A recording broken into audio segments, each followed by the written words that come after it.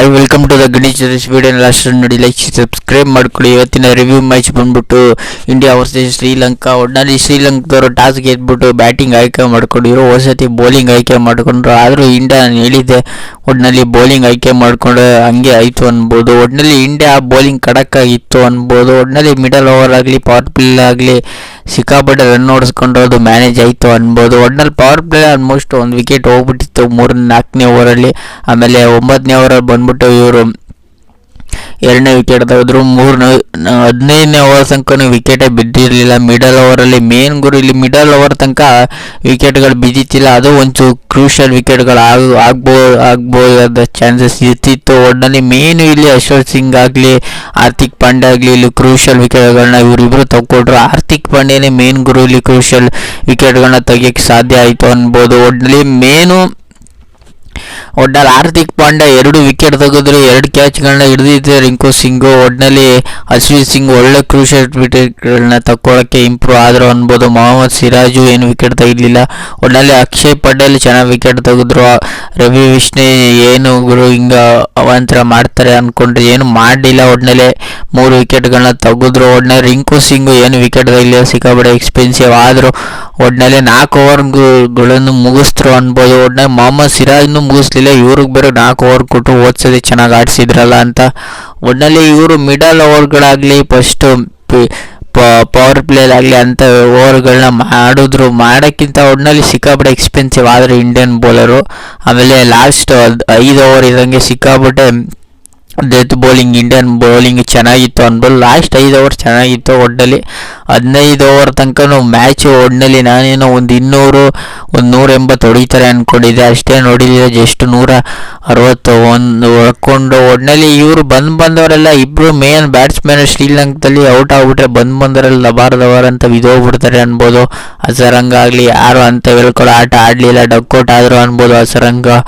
ಒಟ್ಟಿನಲ್ಲಿ main ಉಂಗ್ರು 161ನ chase ಮಾಡಕ್ಕೆ ಬಂದವರು 9 ವಿಕೆಟ್ ಕಳ್ಕೊಂಡು ಮೇನ್ ಗುರು. ಒಟ್ಟಿನಲ್ಲಿ ಇಂಡಿಯಾ ಮಧ್ಯದಲ್ಲಿ ಮಳೆ ಬೇರೆ ಕೆವೆ ಕೊಡ್ತು ಅನ್ಬೋದು. ಸಿಕ್ಕಾಪಟ್ಟೆ ಮಳೆ ಬಂದರು. ಒಟ್ಟಿನಲ್ಲಿ ಡೆಕ್ಲರೇಷನ್ಸ್ ರೂಲ್ನ ತಗೊಬಂದು ಇವರು ಇಂಡಿಯಾಗೆ 161ನ ಚೇಸ್ ಮಾಡಕ್ಕೆ ಕೊಡಲಿಲ್ಲ, 178ನ ಚೇಸ್ ಮಾಡಕ್ಕೆ ಕೊಟ್ಟರು ಅನ್ಬೋದು ಇಂಡಿಯಾಗೆ. ಒಟ್ಟಿನಲ್ಲಿ ಈ 78ನ ಚೇಸ್ ಮಾಡಕ್ಕೆ ಕೊಟ್ಟರು. 8 ಓವರ್ 78ನ ಚೇಸ್ ಮಾಡಬೇಕಂದ್ರು. ಒಟ್ಟಿನಲ್ಲಿ ಸೂರ್ಯಕುಮಾರ್ ಯಾದವ್ ಆಗಲಿ ಮೇನ್ ಗುರು ನಾನು ಹೇಳಿದ್ದೆ. ಒಟ್ಟಿನಲ್ಲಿ ಸಂಜು ಸ್ಯಾಮ್ಸಂಗ್ನ ಈ 2ನೇ ಟೀಮ್ನಲ್ಲಿ ಬರ್ತಾರೆ ಅಂದ್ಕೊಂಡಿದ್ದೆ. ಒಟ್ಟಿನಲ್ಲಿ ಬಂದರು, ಇವರು ಚೆನ್ನಾಗಿ ಆಡಬೇಕಿತ್ತು. ಒಟ್ಟಿನಲ್ಲಿ ಬೇಗನೆ 0ಗೆ ಪವರ್ ಪ್ಲೇಯಲ್ಲಿ ಬೇಗನೆ ಔಟ್ ಆದರು ಅನ್ಬೋದು. ಒಟ್ಟಿನಲ್ಲಿ ಇಂಡಿಯಾಗೆ ಸಂಜು ಸ್ಯಾಮ್ಸಂಗ್ ಬೇಕು ಅಂತ ಗಂಭೀರ ಹೇಳ್ತಿದ್ರು. ಒಟ್ಟಿನಲ್ಲಿ ಇವರು ಕರ್ಕೊಬಂದು ತಗೊಳಪ್ಪ ನೀನು ಓಪನಿಂಗಲ್ಲಿ ಆಡೋ ಅಂದಾಗ ಸುಮ್ಮನ್ ಗಿಲ್ನ ಕುಣಿಸ್ಬಿಟ್ಟು ಇವ್ರನ್ನ ಆಡಿಸ್ರು. ಒಟ್ಟಿನಲ್ಲಿ ಬೇಗ 0ಗೆ ಔಟ್ ಆದರು.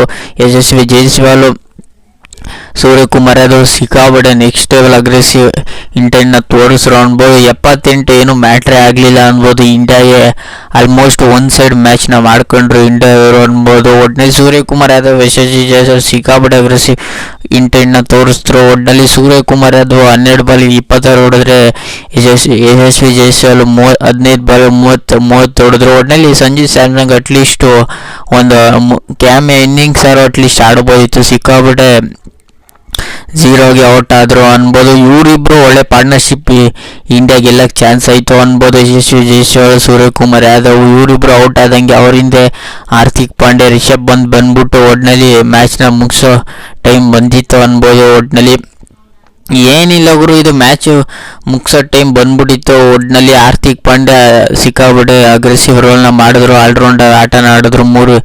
3 ಕ್ರೂಷಿಯಲ್ ವಿಕೆಟ್ ಬೌಲಿಂಗಲ್ಲಿ ತಗೊಂಡ್ರೆ ಬ್ಯಾಟಿಂಗಲ್ಲಿ ಒಳ್ಳೆ ಓಪನಿಂಗ್ ಮಾಡಿಕೊಟ್ರು ಅನ್ಬೋದು. ಒಟ್ಟಿನಲ್ಲಿ 9 ಬಾಲ್ಗೆ 22 ರನ್ ಫಾರ್ಮೇಷನ್ ಮುಗಿಸ್ತರು ಅನ್ಬೋದು ರಿಷಬ್ ಪಂತ್, ಹಾರ್ದಿಕ್ ಪಾಂಡ್ಯ. ಒಟ್ಟಿನಲ್ಲಿ ನಾನು ಹೇಳಿದ್ದೆ, ಒಟ್ಟಿನಲ್ಲಿ ಮೇನು ಇಂಡಿಯಾ ಎಂಥ ಸಿಚುವೇಶನ್ ಆಗಲಿ ಮಳೆ ಬರೋದಾಗಲಿ ಇಂಡಿಯಾ ಗೆಲ್ತಾರೆ ಅಂತ. ಒಟ್ಟಿನಲ್ಲಿ ಇಂಡಿಯಾ ಶ್ರೀಲಂಕಾದ ವಿರುದ್ಧ ಗೆಲ್ತಾರೆ ಅಂತ ಹೇಳಿದ್ದೆ. ಒಟ್ಟಿನಲ್ಲಿ ಗೆದ್ದರು. ಈ ರಿವ್ಯೂ ನಿಮ್ಗೇನಾರು ಒಟ್ಟಿನಲ್ಲಿ ಇನ್ನೊಂದು ಬೇಜಾರಾಗೋ ಸುದ್ದಿ ಏನಂದರೆ, ಒಟ್ಟಿನಲ್ಲಿ ಇಂಡಿಯಾ ಶ್ರೀಲಂಕಾ ವುಮೆನ್ಸ್ ಹುಡುಗಿಯರ ಕ್ರಿಕೆಟ್ರಲ್ಲಿ ಇಂಡಿಯಾದವರು ಸೋತ್ಬಿಟ್ರು, ಶ್ರೀಲಂಕಾದವರು ಗೆದ್ರು ಅನ್ಬೋದು. 165 ದಿನ ಇಂಡಿಯಾದವರು ಚೇಸ್ ಮಾಡೋಕೆ ಕೊಟ್ಟಿದ್ರು. ಒಟ್ಟಿನಲ್ಲಿ 162 ದಿನ ಈ ಶ್ರೀಲಂಕಾದವರು ಚೇಸ್ ಮಾಡಿಬಿಟ್ಟು ಏಷ್ಯಾ ಕಪ್ನ ಗೆದ್ರು. ಒಟ್ಟಿನಲ್ಲಿ ನಾನು ಅಂದ್ಕೊಂಡಿದ್ದೆ ಇಂಡಿಯಾ ಏನಾದ್ರು ಗೆಲ್ತಾರೆ ಅವರು. ವುಮೆನ್ಸ್ ಇಂಡಿಯಾ ಸತಿ ಗೆದ್ದಿದ್ರು. ಒಟ್ಟಿನಲ್ಲಿ ಇಂಡಿಯಾ ಗೆದ್ದಿದ್ರು. ಈ ಸತಿ ಗೆಲ್ಲಕ್ಕಾಗಲಿಲ್ಲ, ಏನು ಮಾಡೋಕ್ಕಾಗಲ್ಲ. ಒಂದು ಟೈಮು ಈ ಶ್ರೀಲಂಕಾನು ಗೆಲ್ತಾರೆ ಅಂತ ಇದೊಂದು ಉದಾಹರಣೆ ಅನ್ಬೋದು. ಒಟ್ಟಿನಲ್ಲಿ ಇಂಡಿಯಾ ಸೋತರು, ಶ್ರೀಲಂಕಾ ಗೆದ್ದರು.